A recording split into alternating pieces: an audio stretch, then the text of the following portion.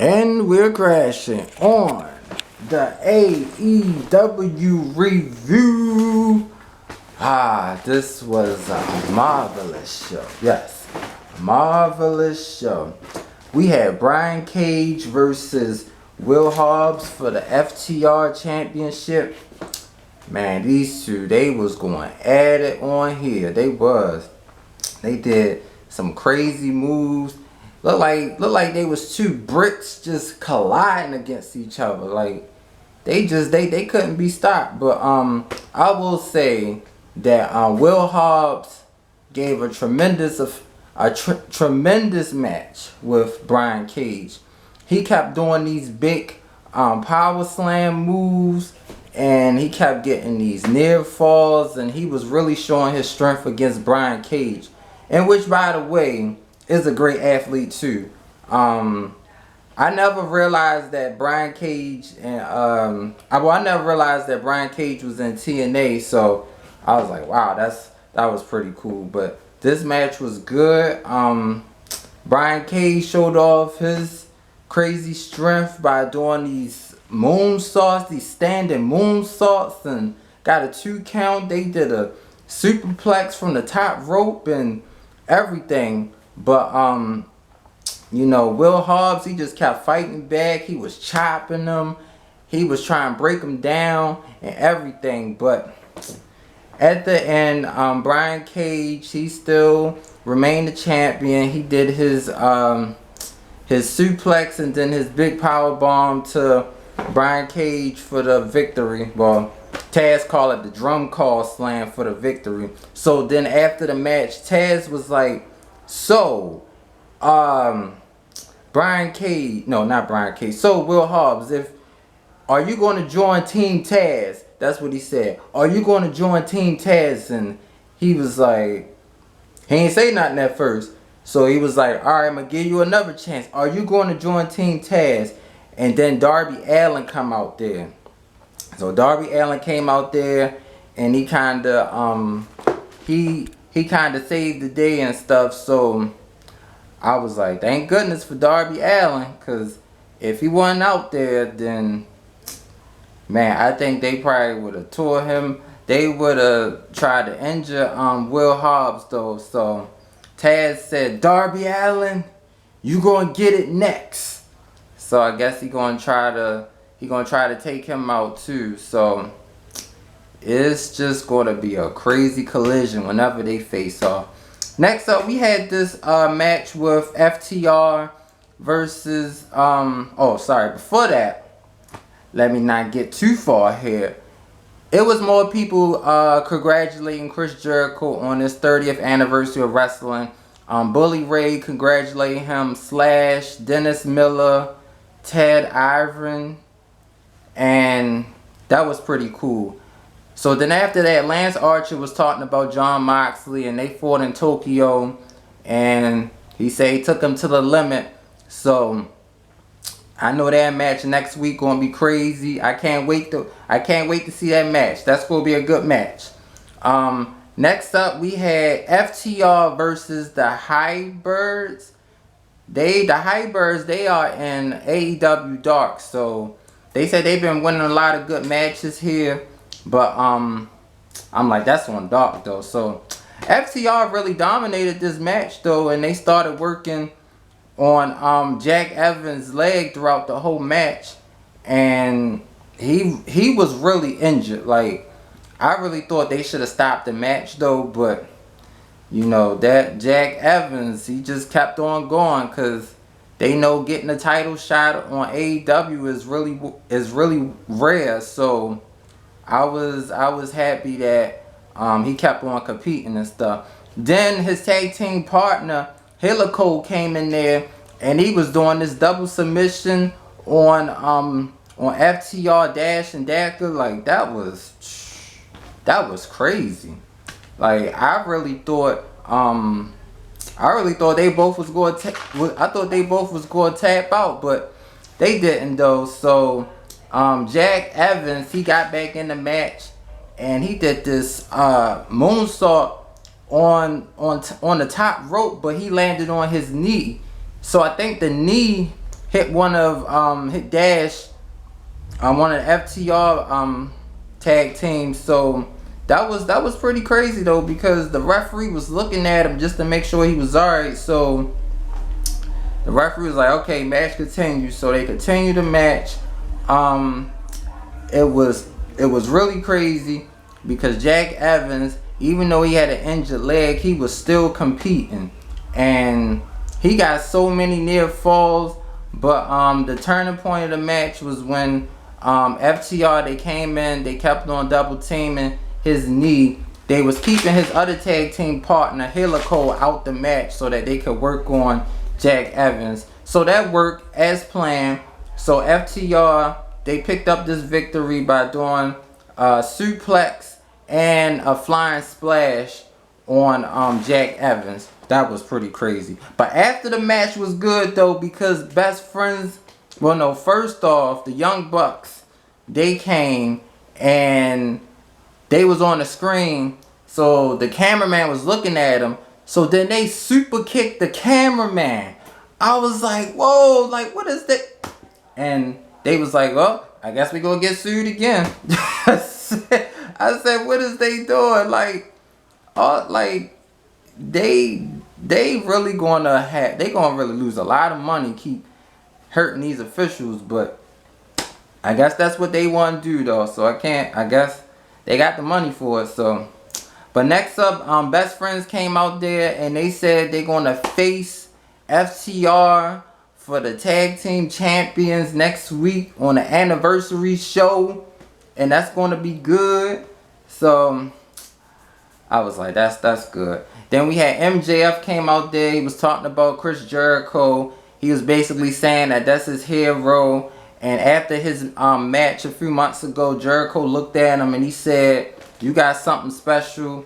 He said, keep going, don't stop. And I was like, right, because MJF, he is a great talent. So I know one day or sooner he'll be either TNT champion or TNT World or the AEW World Heavyweight Champion. So that was good. And Jericho got some more shout outs. Shaq congratulated him. Gene Simmons, Dean Collins, Lars Ulrich, I think his name, and Diamond Dallas Page. I was like, that's good. I'm telling you, Chris Jericho, he was getting a lot of congrats and stuff. So I was like, that was pretty good. Next we had the TNT Championship, Cody Rhodes and Brody Lee. This match was as they say, a slobber knocker. Like, it was a dog collar match, so they had dog collars around both of their necks. They was beating the mess out of each other. Brody Lee was kind of dominating half of the match, but then I will give credit to Cody Rhodes for fighting back. And the turning point was when he put Brody Lee through the table, and Brody Lee, well, both of them was bleeding, but when Brody Lee started bleeding, Cody, he had on his what he had? Oh yeah, he was using a steel chain, and he was just trying to keep hitting his head, so I guess he could feel the pain that he felt, because Cody, he tore him up though. So it was just crazy though. But it was a crazy match though. But Cody, he was being choked out, and I was like, damn, that might be it. Cody didn't even look right, but then he got himself together, and JR was like, shoot, I'm scared to look at Brody Lee's eyes. He was like, like he was looking crazy though. But after that, it was Cody Rhodes. He came back and he was choking out Brody Lee.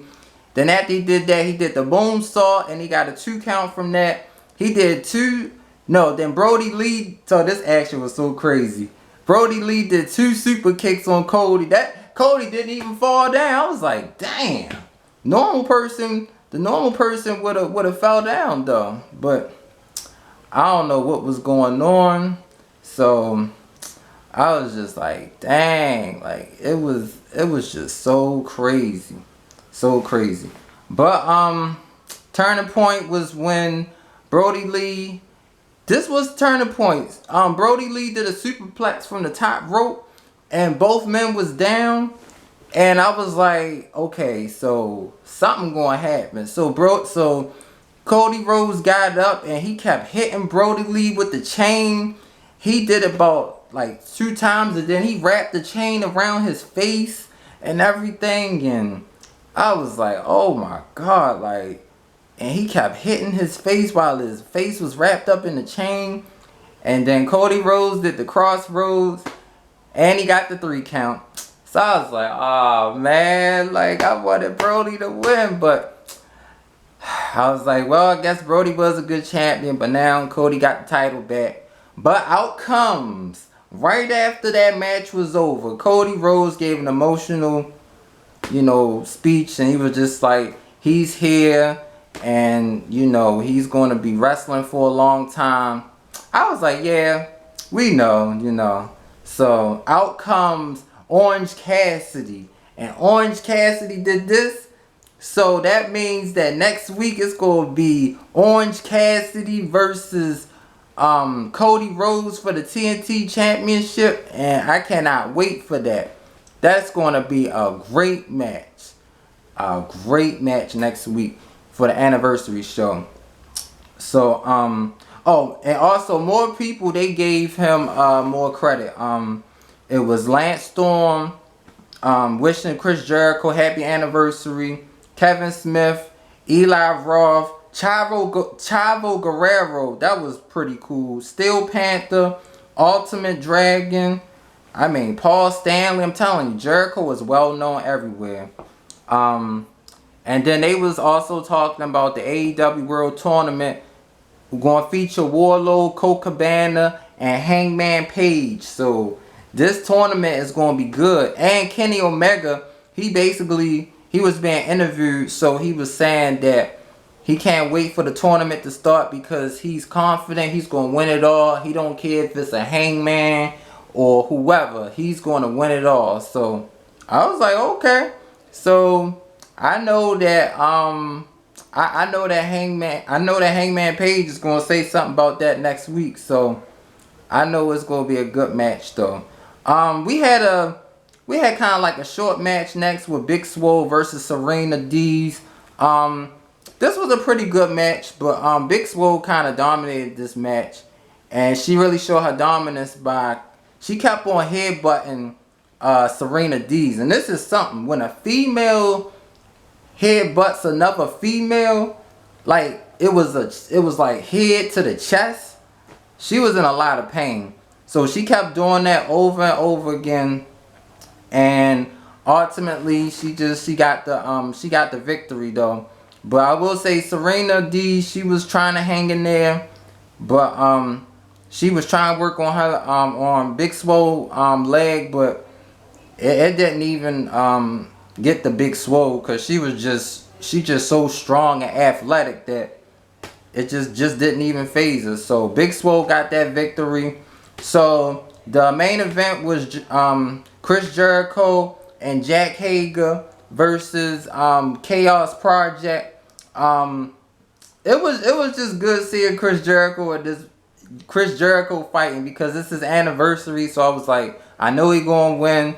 And soon as they came out, you are beautiful on the inside, Judas in my mind, hey, Judas in my mind. I was like, oh shucks now. It's like they was going crazy. But this was a good match though. Chris Jericho was doing those big chops, and he gave a big clothesline to Luther. But Luther from what's this team called? Oh, Chaos Project was he was kind of giving him a hard time though. Like, he wasn't trying to just go down easily. So Jericho and Hager, they had to keep double teaming and everything. But the turning point was when I think Luther did that German suplex to Jericho, and I think that made him really angry. So then when Jericho got back up, he did the Judas effect. That's the back elbow. And he got the victory. And I was like, damn, like, Jericho wasn't playing around though.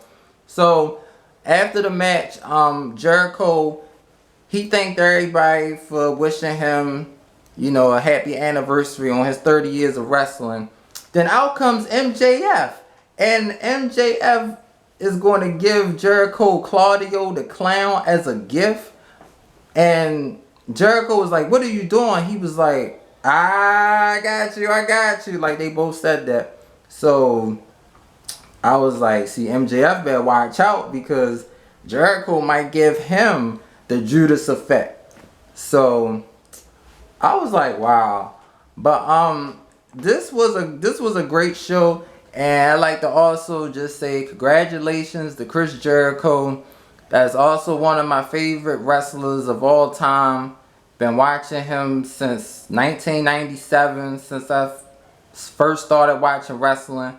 And he is the demo god, the legend, the lead champion, all that stuff. So, like I say, congratulations, Chris Jericho. One of your biggest fans here as well. So, this has been a great review. And I hope everybody enjoyed it with the AEW review. Judas in my mind. Judas in my mind. Woo!